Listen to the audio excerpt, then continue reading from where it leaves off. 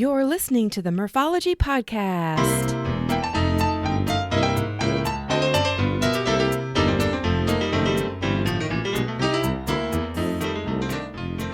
Thanks for tuning into the Murphology Podcast, aka Murph here to share interviews about biking experiences from cyclists who have pedaled to places all over.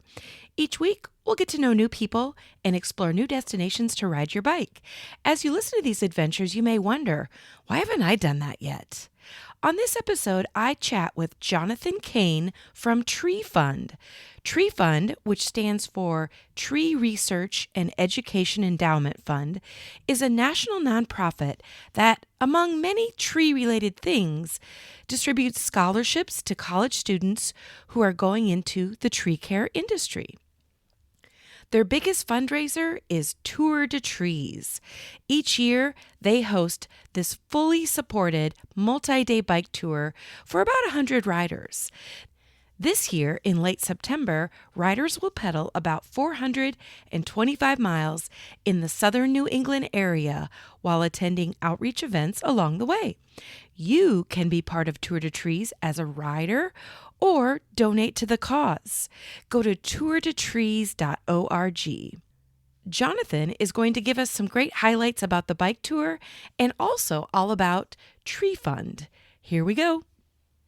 Well, a very warm welcome to Jonathan Kane. How are you, Jonathan? I'm great. How are you doing? I'm really good. So, of course, people who have read the intro for this podcast or the title of the episode, they know that we're going to be talking about trees and the connection between trees and bike riding. So I'm really happy to have you on the podcast. Yeah, great. Thanks. And it's funny. So I started with Tree Fund only a couple of years ago. Actually, I think I just about to come up on 3 years now, and it is amazing how many people that are in the arboriculture community are also very into cycling. Yeah, that's awesome. It just seems like a natural connection there. Yeah, and one example of that, I have a cycling club here in my hometown, which we're well over 500 people, and not everybody bikes every week, but Right. at least twice a year we go out and plant trees. So we connect with the arborist in the neighboring town, and we bike to that town. And they have a space already ready for us and give us a little lesson how to, plant trees the correct way so that they can thrive. And it's so fun. Usually these places are on the bike trail. So then now when I ride by, I'm like, oh, that's my tree right there. I put that in the ground. Well, you and I are going to have to talk after we're done with this because I probably know some people in the area that would be more than happy to join in with you and your group and help plant trees. Oh, excellent. Yeah. So I may get you a couple extra folks for that. Okay. And I should give us a shout out. One of our cycling club members is Mike Simprich, and he is an arborist in the city of Marion. So yes, I know Mike. Yeah, he's a superstar. He's a great cyclist, and of course, helps us with all of our love of trees. Okay. That's what we're doing. So, before we get into more about the Tree Fund and about Tour de Trees, will you tell the listeners where you live? Yes, I am just outside of Chicago. Oh, okay. Okay. And are you into biking in the Chicago area, or do you stick to trails, or do you just stick to planting trees? Well, I do a little bit of biking. I am a mostly a runner, former collegiate runner, Okay. and still kept that up afterwards. But I do a lot of biking, mostly for training for triathlons and stuff like that. Mm-hmm. There was a point in time where I was doing some cyclocross races, which I always found were super fun. I just haven't had time to do one lately. Yeah. But these last couple of years, I have gotten on my bike a little bit more and started to explore a little bit farther, going more than the, hour-long bike ride than what I would typically put myself through sometimes. Yeah. But I've done a couple. I actually did my first actual road century style tour last year. I did a 50-mile ride road ride, but I've done a big event around here, the Bike the Drive on Lakeshore Drive, Yeah. right up along Lake Michigan. There, I've done that for several years. I love that event, and then I've done some other smaller stuff too, just in local forest preserves or stuff. I used to do a Toys for Tots ride Oh. every year, which would take place in December, and it would always be super cold. Oh, yeah. And I always joke that that's where I got my 1 cup of coffee a year, because the bar we ended at only served coffee in the morning. So that was the only time of the year I ever drank coffee. But unfortunately, that event no longer exists. Yeah. And it would be pretty dicey on weather. I mean, cold is one thing, but it's Chicago. It could be Yep. snow, sleet, ice, the whole works. There were definitely some times where it was very cold. We wouldn't typically go when it was icy, but there were Yeah. usually a lot of layers being worn. Yeah. And I did Bike the Drive this past year. It's amazing. Like, if listeners have not experienced Bike the Drive, you should at least Google it, because Mhm. like they shut down major roads just for cycling for that day. It's pretty cool. Yeah, and if you go early enough, which I always recommend people do, being able to see the sunrise over Lake Michigan is pretty awesome. Yeah. Okay, so you are the communications and engagement manager at a company called Tree Fund, which Yes. I know tree is all capitals, so I bet you that stands for something more than the physical name tree. So will you tell the listeners what Tree Fund is all about? It does, yes, and I will. So, TREE stands for Tree Research and Education Endowment Fund. Hmm. And what we are a nonprofit that works with arborists and tree researchers, and we distribute grants for tree research for multiple areas of basically anything that you need to know in order to properly plant and care for trees. We probably have a grant that gets associated with that. And then we also have scholarship programs that we have for students that will be either in college programs or will be going into college programs that will help them later on in life in the tree care industry. Hmm. So is it an organization that, of course, it's going to help people who are, like you just mentioned, going into the field of either being an arborist or trees specifically, but does it also benefit people like me who just am like, hey, I want to put a tree in my backyard and I don't really know how to go about that? Well, it does. There are ways that it can help a non-tree person, but the biggest way that it helps is that we work very closely with certified arborists, Mm-hmm. specifically the ISA, which is the International Society of Arboriculture. And what they do is they certify arborists, and they do different certification programs. Like, in order to be a certified arborist, you need to have a certain amount of like learning credits throughout the year. Oh, okay. So a lot of our research grants, when they go out to these researchers, after the research is done, these researchers will go out and they will actually present to different chapters. The ISA has several different chapters Mm. throughout the entire country, and these arborists will go to these conventions for 2 or 3 days and just learn stuff and learn stuff and learn stuff and get these credits that they need in order to continue their certification. And then on top of that, we actually offer some free online webinars. The first one actually will be on March 19th, if I can give a plug for that Oh, one. They can sure. find Yeah, the please info do. for that. The info for that's on our website, which is treefund.org. And these are free to watch, and we offer credits for those as well. And you don't have to be an arborist to watch it. You can watch it. They're an hour long, Mm. and they each one has a different topic about a specific researcher and the research they did that came from one of our grants. So, to answer your question, we kind of help out the general public more by giving these arborists and tree care professionals what they need Mm-hmm. in order to properly care for trees, and make sure that that they're living and that they're getting planted in the right place, and doing all the right things. A quick interruption to tell you this week's episode is sponsored by the Buffalo Lodge Bicycle Resort. Located in Colorado Springs, Colorado, this is the outdoor enthusiast. ideal place to stay for fun and relaxation. The lodge is nestled at the base of Pikes Peak and just a half mile from Garden of the Gods Park. Learn more at bicycleresort.com. Now back to the show. So, several years back here in Iowa, we had an inland hurricane, which is called a derecho, Yes. and it wiped out about 50% of our tree canopy in our community, and which was terrible. Mhm. Obviously nobody wants to lose that many trees, but it was an interesting time because, again, back to that bike club that I run, we couldn't ride our bikes because most roads were closed because of trees that were down. So we Mhm. were connecting that way, where we would go to people's homes and help remove the trees from their yard. So the point of my story here is that it was so interesting, these 100-year-old trees that had been, broken and fell, to look inside. Like, it's one of those rare times where you Mhm. are like, look, let's look inside this tree and see the rings, and you can see what happened, several, hundreds of years ago. It was just really, really interesting. And I wish I would have had an arborist with me that could have said, look what happened this year. Yeah, we are actually just doing this.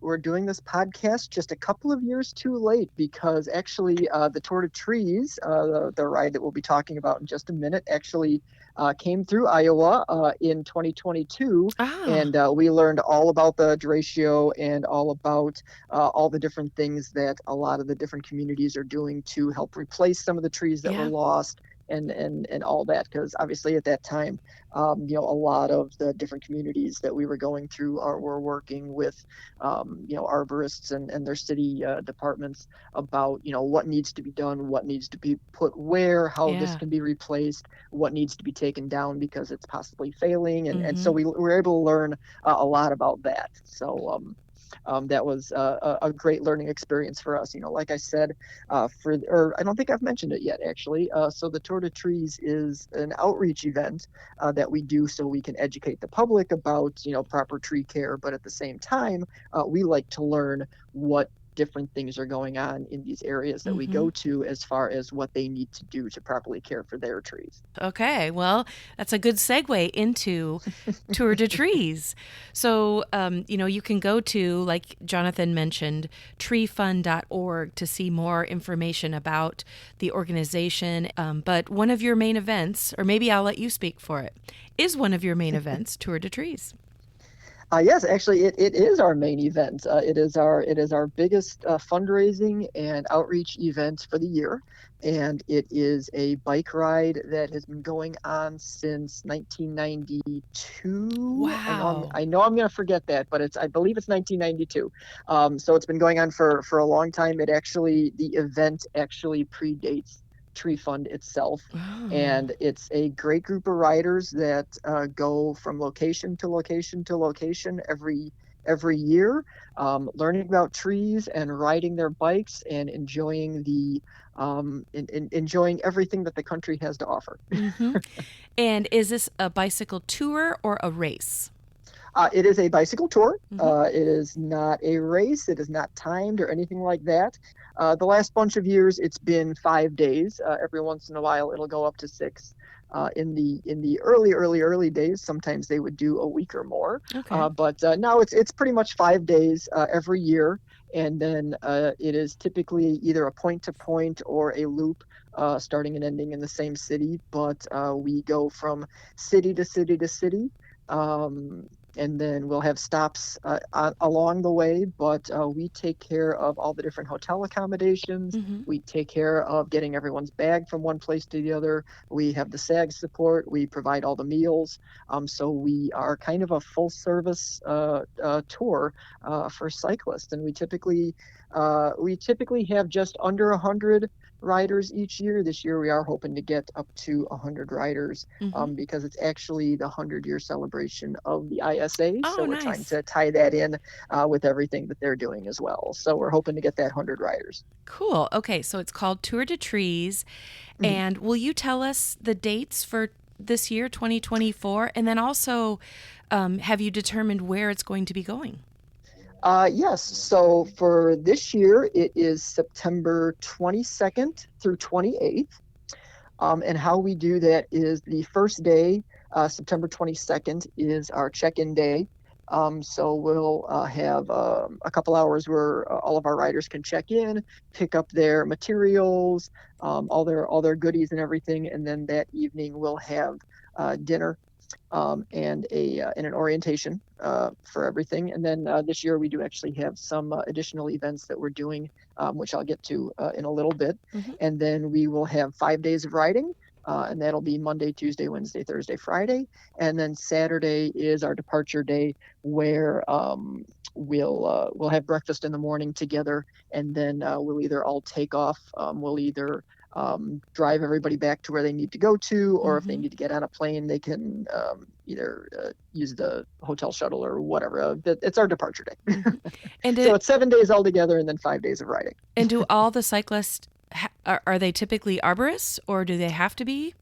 No, they do not have to be. Most of them are, just because there are a bunch of people that are really supportive of Tree Fund, and really they really care about the importance of tree research. So they want to Hmm. make sure that they can help with that funding.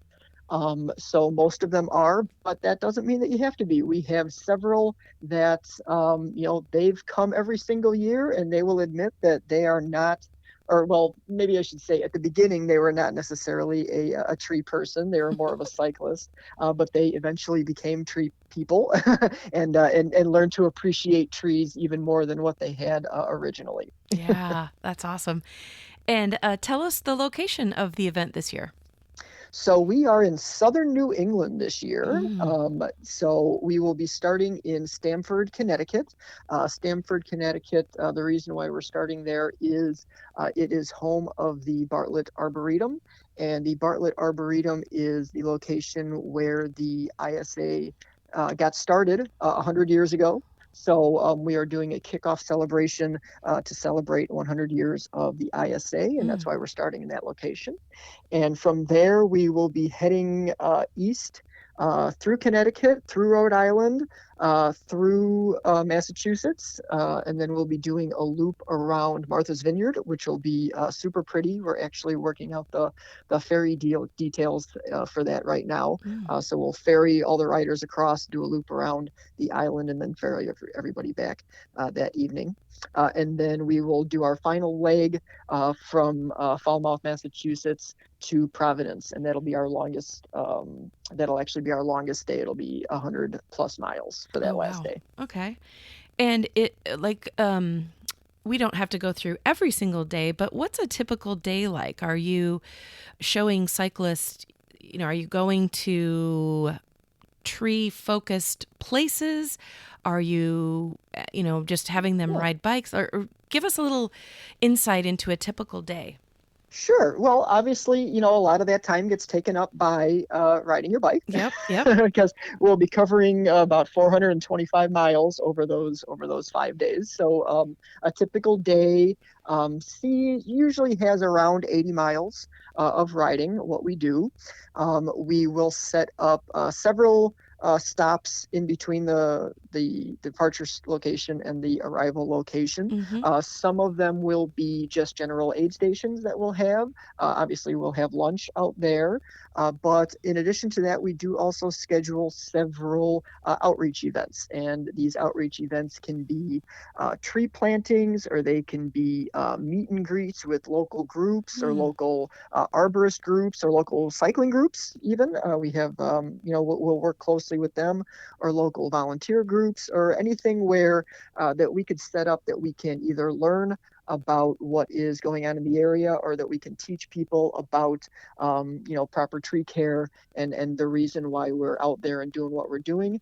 We will set those kind of things up, and we'll usually do a couple of those per day, depending on where it is we're going. But then one of the events that all of our riders always love is one of our riders is from Canada, Mm. and he is an author and presenter, and he has a children's presentation that he does at schools and libraries and park districts, and he does this all over the world.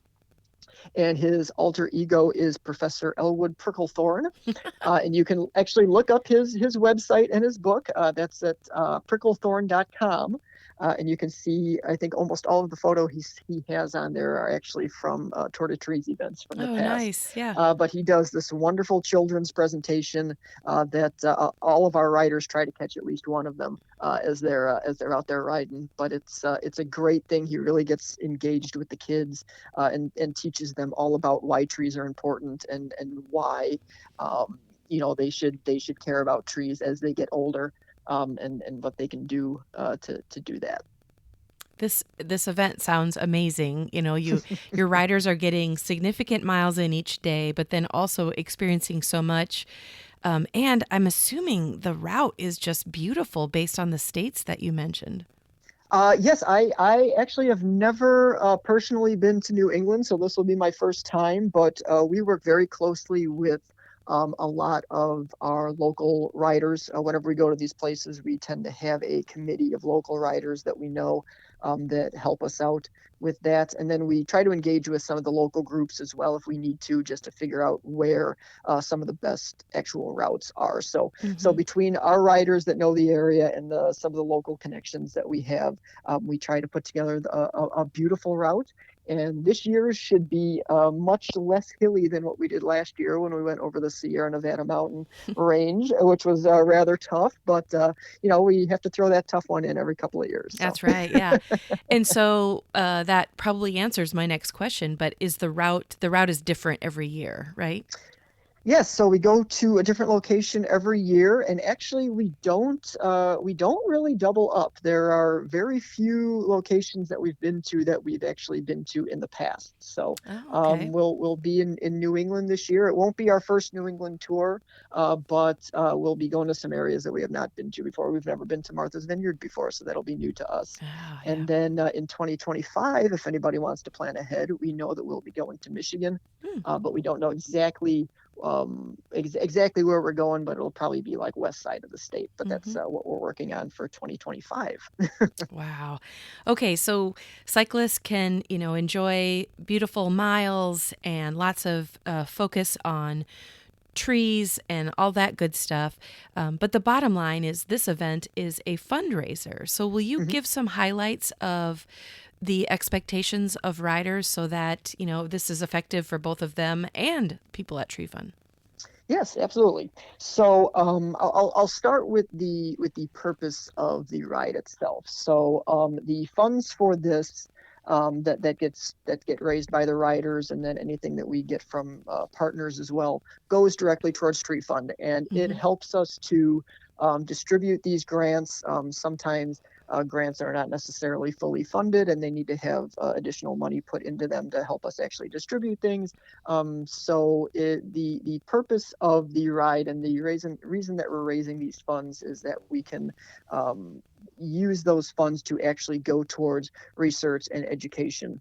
Hmm. Which is the purpose of Tree Fund, obviously. So that's why we're doing it. And then what we do is, in order to ride, and you don't have to ride all 5 days, Hmm. you can ride anywhere from 1 to 5 days. You can choose, and the riders have to fundraise depending on the number of days that they're cycling. Hmm. So the great news is that the registration for this whole thing, for this whole week, where we take care of all the hotels and all the meals and all the everything, registration is only $100. Wow. So that's all an individual rider has to pay.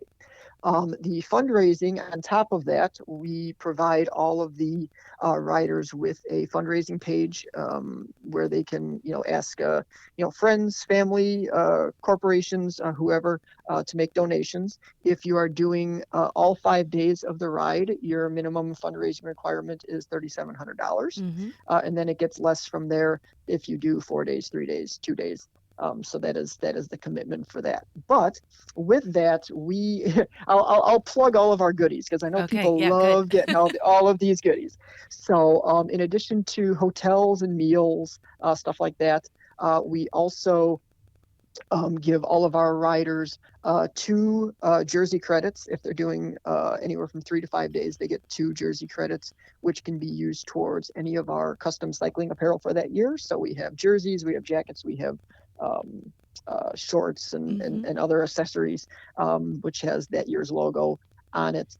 So that's something that they'll be able to buy and they'll receive as soon as they get to the tour. And then you also receive 2 water bottles, Hmm. a T-shirt, a hat. You get a free cycling helmet, which has been donated from Cask. They've been a great partner of us for years. So you get a free cycling helmet when you arrive, and then a bunch of other goodies in your goodie bag as well. Wow. So you get a lot of stuff. Right. Well, and then on top of it, being able to have a place to stay each night in a hotel, and I'm assuming any sort of transfers of luggage and gear and all of that good stuff. Hmm. Oh yeah. We have a great luggage crew that works very hard in the morning and then very hard in the afternoon to load up the trucks with everybody's with everybody's luggage, and then drive all the way to the next location and unload everybody's stuff so that it is there in our bike room when they arrive. Wow. All right. Well, tell people where they can go to find out more information, and also if whether or not registration is open now. Absolutely. Well, registration is open now. Registration will be open until the end of July for anyone that might be interested in participating.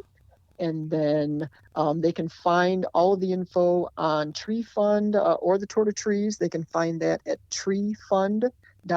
So that's TREEFUND.org. So you'll see all the information about our charity and then about the ride. There's a Tour de Trees tab on there where they can learn all about it.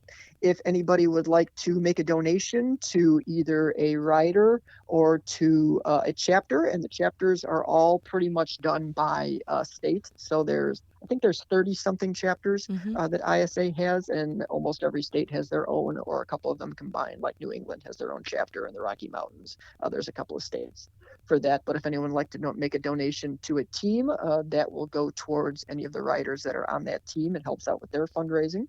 Or if they'd like to make a general donation just to the event itself, they can do that. And that website is tourdetrees.org, and that is TOURDESTREES.org.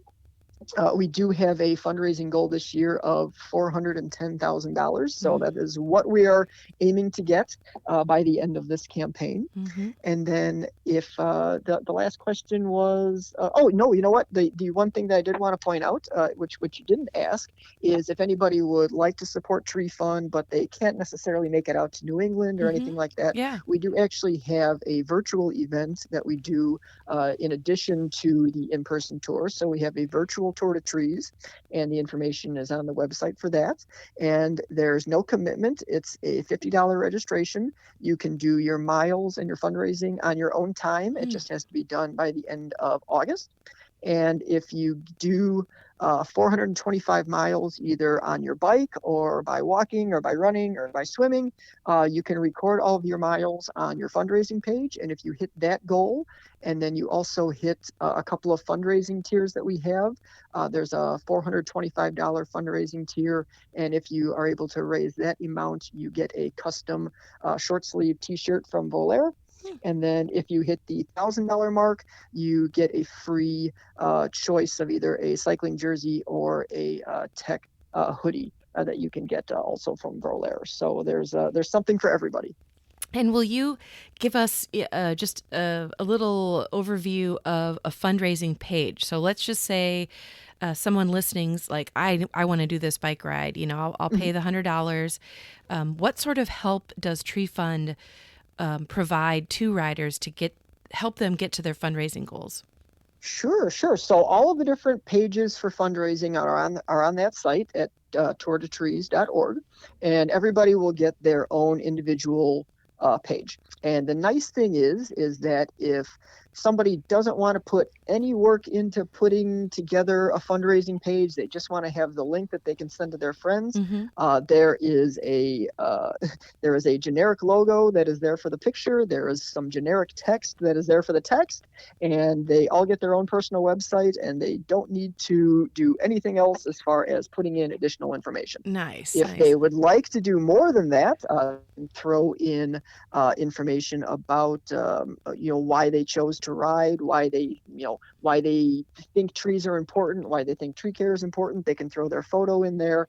They can link their Strava to the app that we have that goes along with the fundraising page, so they're able to track their miles and their activities as we lead up to the event, and they're able to share personal messages and stuff on there, and email any of their supporters directly from that site as well. So it's a great website for you to be as creative as you like, to help spread the word about why you are participating. Wow. All right. So we have tourtotrees.org. And then we also have treefund.org. So both of those are great resources to learn more about the organization. Yes. Is there anything else I didn't ask or that you want to share? It'd be great to have some of your listeners come out. And if anybody has any questions or anything, my name is all over the websites, actually both of the websites. My name's all over there. I'm always happy to answer any questions about the ride. And if anybody does hear this and wants to join in, I will say that we have some of the greatest and most welcoming group of riders that you'll meet. We often refer to our riders as our Tour de Trees family, and they will refer to themselves as that as well. These are people that some of them have been riding with each other for 20 years, and they look forward to seeing each other every year at this event. And they talk to each other throughout the year, and they visit each other's houses, and they go to each other's weddings, and all of that stuff. So it's a great group of folks that we always welcome in anyone that has an interest in trees or even just in biking, and wants to be a welcoming person and someone who wants to learn and help spread that love of trees. Yeah, I definitely think, cycling and love of trees is a very nice connection. And I bet you a lot of people out there listening are like, yeah, I do like both of those things.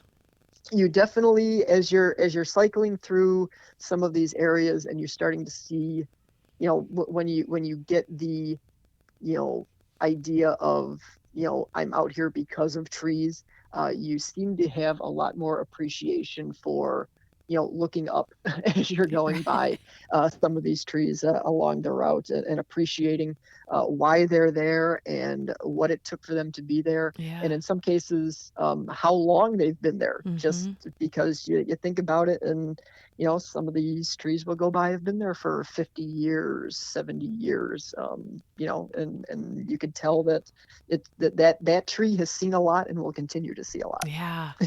That's an interesting perspective there. Yeah. That's the perspective you end up getting when you're done with the ride. Right. Well, Jonathan, thank you so much for coming on the podcast to talk about Tree Fund and Tour de Trees. And it sounds like a really cool event that I hope people will go at least check out the website. Yes, that'd be great. If nothing else, please check out our website and keep tabs on us for future years. If we're in your neighborhood one year, it'd be great to have more people out. And then if you are interested more in trees or learning about trees, definitely sign up for our newsletter. Definitely try to watch some of our webinars. And I will always say, if you ever have something that needs to be done with a tree in your yard or your neighborhood, just make sure you consult a certified arborist. Thank you so much, Jonathan. Well, thank you. Great to be on. Well, listeners, that's it for this week. Email me at murphologypodcast@gmail.com if you have a topic or the name of a cyclist you find interesting. Support my podcast at patreon.com/murphology and visit both my Facebook and Instagram pages for daily entertainment. I have more great episodes in the pipeline, so I hope you continue to be a Murphology podcast listener.